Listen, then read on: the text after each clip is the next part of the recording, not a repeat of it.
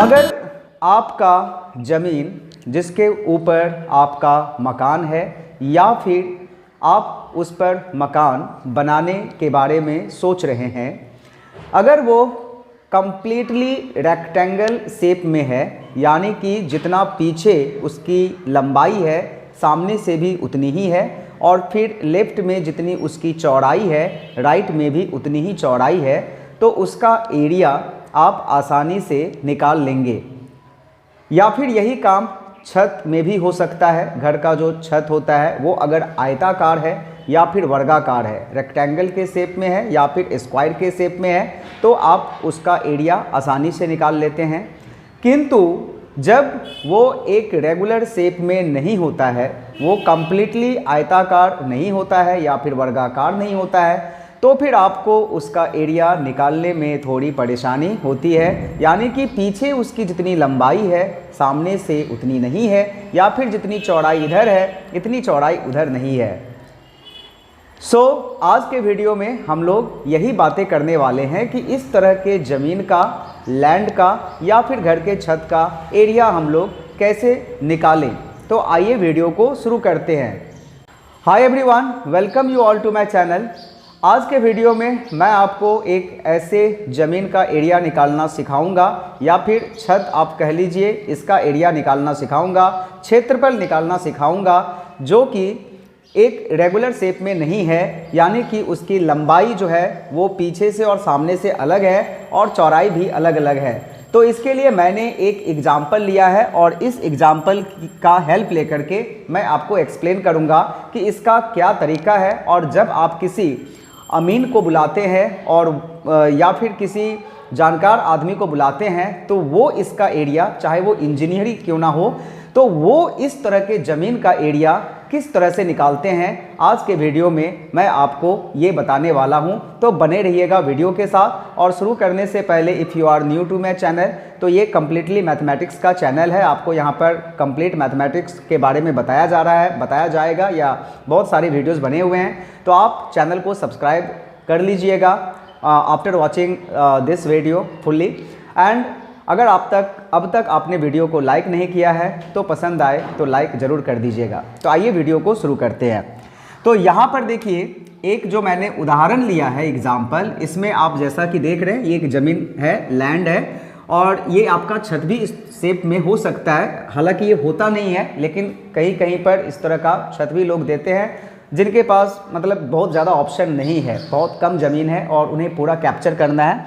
तो फिर इस तरह के ज़मीन का एरिया हम लोग कैसे निकालेंगे, जिसकी लंबाई आप देख रहे हैं इधर 40 फीट है तो इधर 45 फीट है, और इसका एरिया मैं आपको फीट में निकालना सिखा रहा हूं, क्योंकि ये जो है ना, हम लोग फीट में ही ज़्यादा कैलकुलेशन करते हैं और बाकी मीटर स्क्वायर या जो भी है वो बाद में आप कन्वर्ट कर सकते हैं। तो 40 फीट है, इधर 45 फीट है, और चौड़ाई ज़मीन का जो है वो इधर 25 फीट है और इधर 29 फीट है। तो जस्ट मैं इसका एक एग्जाम्पल लिया हूँ, और ये कोई भी डेटा हो सकता है, इसकी लंबाई चौड़ाई कुछ भी हो सकती है, किंतु प्रोसेस और मेथड यही रहने वाला है। तो आइए हम लोग सबसे पहले जो है वो, एक्चुअली इसमें क्या होता है ना, एवरेज लेंथ हम लोग निकाल लेते हैं ज़मीन का। और एवरेज लेंथ में हम लोग क्या करते हैं, जो इधर है 40 फीट और जो इधर 45 फीट है, इसको हम लोग 2 से डिवाइड करेंगे, मतलब दोनों को ऐड करके 2 से डिवाइड करेंगे। तो ये 85/2 होगा और 42.5 फीट जो है वो इसकी लंबाई हो जाएगी। अब अगर हम लोग ज़मीन की चौड़ाई निकालें, एवरेज ब्रेथ निकालें ज़मीन का, तो इसी मेथड से ये हो जाएगा 25 फीट इधर है और 29 फीट इधर है, डिवाइडेड बाय 2, तो ये हो रहा है 9 5 14, 2 2 4 1 5, 54/2, यानी कि 27 फीट हो रहा है। तो जो एवरेज ब्रेथ आया वो 27 फीट आया, जो एवरेज लेंथ आया वो 42.5 फीट आया।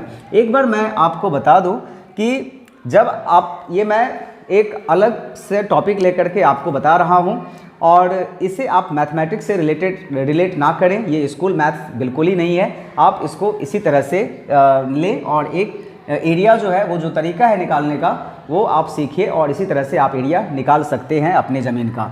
सो therefore area of land is equal to length into breadth होता है, वी ऑल नो।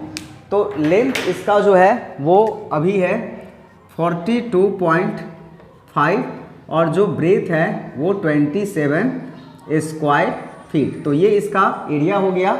और अगर हम लोग इसको मल्टीप्लाई करेंगे तो दोनों को मल्टीप्लाई करके जो आंसर आएगा 1147.5 square feet.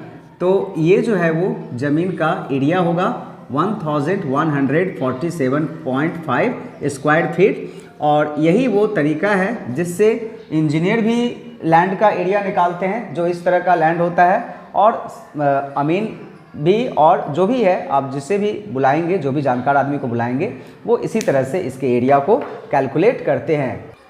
So I hope आज का जो ये टॉपिक था जिसे मैं लेकर के आया था वो आप लोगों को अच्छी तरह से समझ में आ गया होगा। और अगर आपके पास भी इस तरह का कोई ज़मीन हो, लैंड हो, या फिर कुछ और हो, रूम हो, फ्लोर हो, छत हो, कुछ भी हो, तो आप इसी तरह से एरिया निकाल सकते हैं। और ये बिल्कुल सही तरीका है एरिया निकालने का। So that's all for today's class. Thank you everyone for watching the video. Bye bye.